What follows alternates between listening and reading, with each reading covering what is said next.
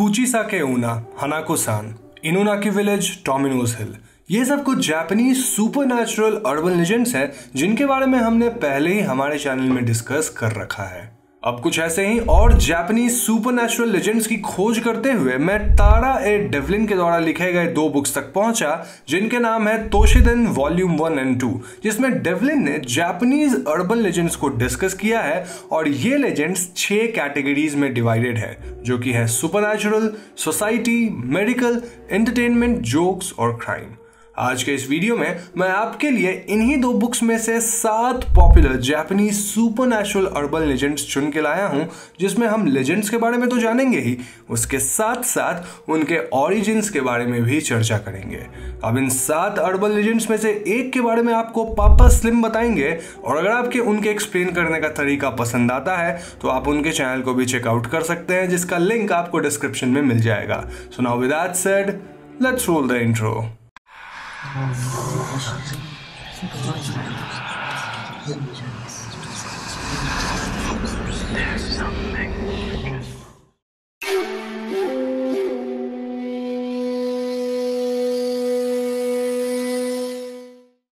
काइजिन answer. तो सबसे पहला लेजेंड जो हम डिस्कस करने वाले हैं वो है काइजिन आंसर। काइजिन आंसर एक योकाई है, यानी जापानीज फोकलोर का एक सुपरनैचुरल मॉन्स्टर या स्पिरिट है जो इंसान के किसी भी क्वेश्चन का आंसर दे सकता है और कहा जाता है कि उसे सेल फोन के माध्यम से बुलाया जा सकता है। उसे बुलाने के लिए 10 लोगों को एक सर्कल बनाना होगा और फर्स्ट पर्सन को उसके बाजू में खड़े इंसान को कॉल करना होगा, वैसे ही सेकंड पर्सन को थर्ड को एंड सो ऑन, और 10th यानी आखिरी बंदा को फर्स्ट पर्सन को कॉल करना होगा। अब ऐसा करने से सभी के फोन लाइंस बिजी आएंगे और बदले में उनके फोन्स काइजिन आंसर से कनेक्ट हो जाएंगे। काइजिन आंसर उनके किसी भी सवाल का जवाब देगा और ऐसे वो 9 क्वेश्चंस का आंसर देगा, लेकिन काइजिन आंसर बदले में एक इंसान से एक बहुत ही मुश्किल सवाल पूछेगा जिसका जवाब मोस्टली वो बंदा नहीं दे पाएगा, और ऐसा होने पर फोन से एक हाथ बाहर आकर उस इंसान का एक बॉडी पार्ट ले जाएगा। ऐसा इसीलिए क्योंकि लेजेंड के हिसाब से काइजिन आंसर का सिर्फ सर है और बॉडी पार्ट्स को कलेक्ट करके वो एक कंप्लीट ह्यूमन बनना चाहता है। ये अर्बन लेजेंड तकरीबन 2002 में अर्बन लेजेंड्स के वेबसाइट पर सर्कुलेट हुआ था और ये इतना पॉपुलर हुआ कि इसके बारे में टीवी पर भी दिखाया गया और इसमें दिखाया गया कि कैसे कुछ लोग काइजिन आंसर से कांटेक्ट करने के लिए एक एक्सपेरिमेंट करते हैं। अब 1 साल बाद लोगों को पता चला कि ये स्टोरी एक बंदे ने शुरू की थी। जी हाँ, मॉडर्न घोस्ट स्टोरीज के वेबसाइट का ओनर हिरोशी सान इन्वेस्टिगेट करके कुनेरिजू आरी-सान नामक एक बंदे तक पहुंचता है और उसे पता चलता है कि कुनेरिजू ने ये स्टोरी अपने वेबसाइट में इसीलिए सर्कुलेट किया था क्योंकि वो देखना चाहता था कि ऐसे स्टोरीज कैसे सर्कुलेट होते होते इतने पॉपुलर बन जाते हैं, और ऐसे बना काइजिन आंसर नामक पॉपुलर अर्बन लेजेंड, जो कि बिल्कुल भी सही नहीं है। Anyways, coming to next urban legend, जो कि है डिफरेंट टू द ड्रीम। इस कहानी के हिसाब से एक हाई स्कूल जाने वाली लड़की को एक सपना आया जिसमें वो स्कूल से वापस आ रही थी जब एक अनजान आदमी एक टेलीग्राफ पोल के पीछे से आकर लड़की पर चाकू से अटैक करता है।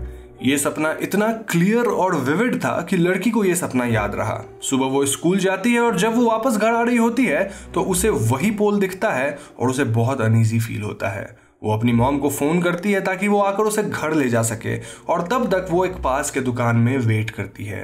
जब वो कुछ मैगजीन्स पढ़ रही होती है तो उसकी नजर विंडो से बाहर पड़ती है जहां वही आदमी खड़ा था जिसे उसने सपने में देखा था और वो लड़की को घूरे जा रहा था। वो ग्लास के थ्रू हंसकर लड़की से कहता है कि लड़की को सपने से डिफरेंट एक्ट नहीं करना चाहिए था।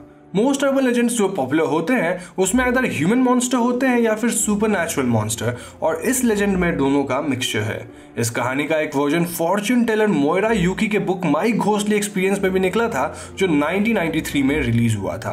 इस बुक के हिसाब से ये कहानी जिसने एक्सपीरियंस की थी उसने सपना नहीं देखा था, बल्कि ये एक out of the body experience था जिसमें लड़की की स्पिरिट एक दूसरे डिमेंशन में घूम रही थी और वहां से एक इविल स्पिरिट उससे अटैच हो गया था। खैर, नेक्स्ट अर्बन लेजेंड जिसे हम डिस्कस करने वाले हैं उसका नाम है the photocopier that shows your face of death.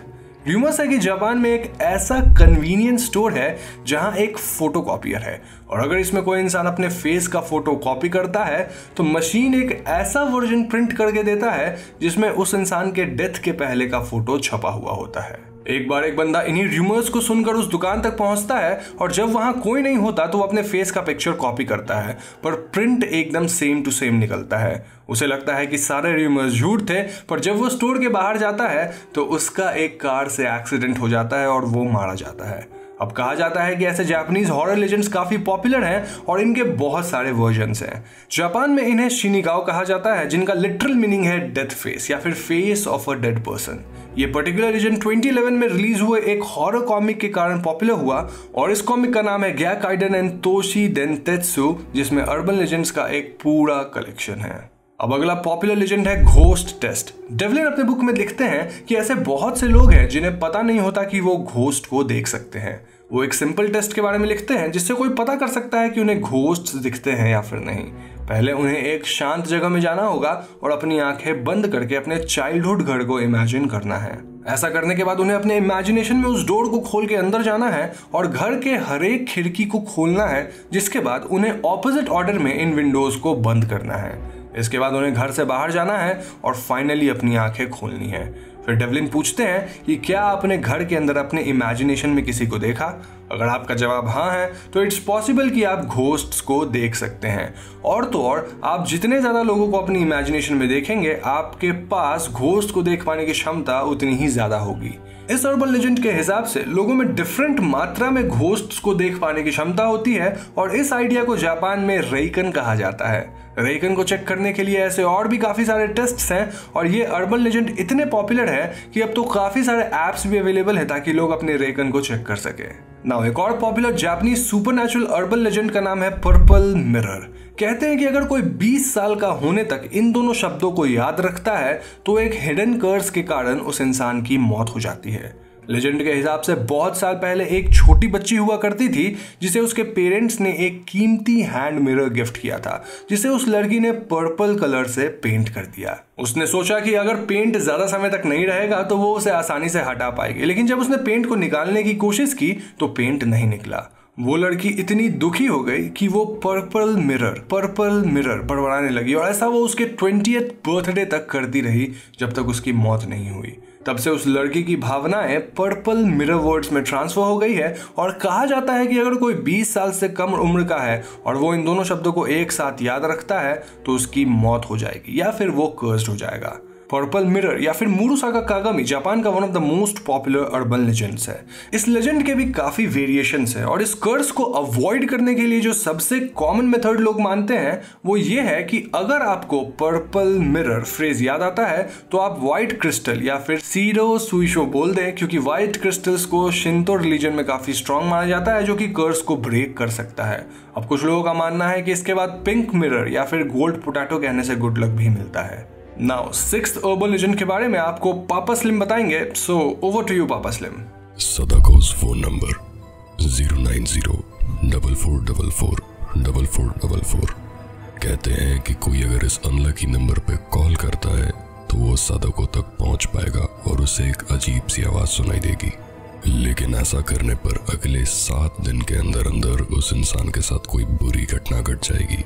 Suzuki Cozi के द्वारा लिखा गया बुक रिंग 1991 में पब्लिश हुआ था, पर जब 1998 में रिंग मूवी रिलीज हुई तब सदाको का अर्बन लेजेंड बहुत पॉपुलर हो गया।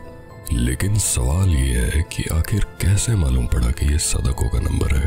तो जापानीज लैंग्वेज में नंबर 4 को शी कहा जाता है और शी का मतलब डेथ भी होता है, इसीलिए नंबर 4 को जापान में अनलकी माना जाता है। और जैसा कि आपने देखा ही होगा सदाको के नंबर में 4 बहुत बार है। ये लेजेंड तकरीबन सन 2000 से इंटरनेट में पॉपुलर है, पर रियलिटी ये है कि ये नंबर आओ नाम के एक फोन कंपनी का था।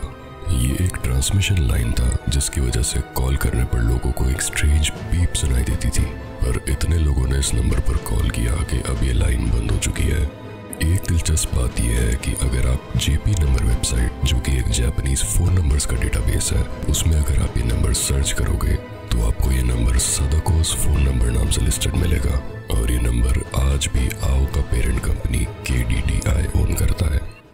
Thank you Papa slim for your narration. दोस्तों अगर आपको उनकी नरेशन पसंद आई है तो आप डिस्क्रिप्शन में दी गई लिंक को यूज करके उनके चैनल को सब्सक्राइब कर सकते हैं, लेकिन उससे पहले मैं आपको आखिरी यानी 7वीं अर्बन लेजेंड के बारे में बताना चाहूंगा।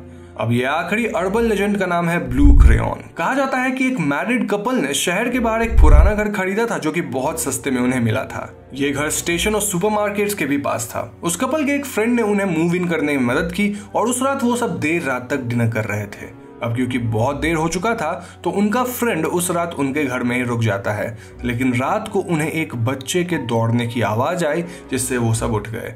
वो सब इस बात को इग्नोर करके सो गए, लेकिन फिर किसी बच्चे के बात करने की आवाज से उनकी नींद टूटी। सुबह उन्होंने घर को इन्वेस्टिगेट किया और उन्हें हॉलवे में एक ब्लू क्रेयॉन मिला। इतना ही नहीं, उन्हें घर का लेआउट भी अजीब लगा। उन्हें वो क्रेयॉन हॉल के एंड में मिला था, पर हाउस प्लान्स देखकर उन्हें ऐसा लगता है कि उस हॉल के पीछे एक रूम के होने की जगह है। जब उन्होंने वॉल पे नॉक किया तो ऐसी आवाज आई एज ए वॉल के पीछे का स्पेस एम्प्टी था। उन्होंने वॉलपेपर को हटाया और उन्हें एक डोर मिला। उन्होंने डोर को खोला पर वहां बस एक खाली रूम था और वहां ब्लू क्रेयॉन से कुछ लिखा गया था, father mother I am sorry please let me out. यह पर्टिकुलर अर्बन लेजेंड तकरीबन 1980s से सर्कुलेट होता आ रहा है और इसके कुछ वेरिएशंस भी हैं। कुछ वेरिएशंस में ब्लू के बजाय रेड क्रेयॉन का जिक्र है। 1997 में कॉमेडियन उइन हिकारू ने इस स्टोरी को यामादा कुनिको नो साइवास नि सीतोयो नामक एक शो में शेयर किया और तब से यह बहुत पॉपुलर हो गया। शो के व्यूअर्स ने यह क्लेम किया कि यह स्टोरी उनका पर्सनल एक्सपीरियंस है जो उन्होंने एक मैगजीन को सबमिट किया था, और ऐसे सर्कुलेट होते होते इस कहानी को एक अर्बन लेजेंड का स्टेटस मिल गया। यह कहानी आज भी सर्कुलेट होती है और इसे एक काइदन क्लासिक यानी क्लासिक घोस्ट या हॉरर स्टोरी माना जाता है। अब दोस्तों, सालों से लोगों को डरना पसंद है और इसीलिए ऐसी कहानियां आज भी इतनी प्रचलित है। तभी तो हॉरर मूवीज की पॉपुलैरिटी इतनी है और तभी आप लोग इस चैनल को देखते हैं। लेकिन ये कहानियां कितनी सच्ची है ये बहुत ज्यादा डिबेटेबल है और मेरी माने तो मुझे तो बिल्कुल भी सच्ची नहीं लगती, ऑल्दो एंटरटेनिंग बहुत है। तो ये थी 7 popular Japanese supernatural urban legends और मुझे उम्मीद है कि आपको इनके बारे में जानना इंटरेस्टिंग लगा होगा। इसमें से आपका फेवरेट लेजेंड कौन सा है कमेंट करके मुझे जरूर बताइए। और हाँ, अगर आपको पापा स्लिम की नरेशन पसंद आई तो उनके चैनल को भी सब्सक्राइब करिएगा। अब अगर वीडियो पसंद आए तो इसे लाइक और शेयर जरूर करें और जाने से पहले हमारे चैनल हॉन्टिंग ट्यूब को सब्सक्राइब करके बेल आइकन को जरूर दबा दीजिएगा, क्योंकि हम अपने चैनल पे ऐसे वीडियोस लाते रहते हैं। पीस।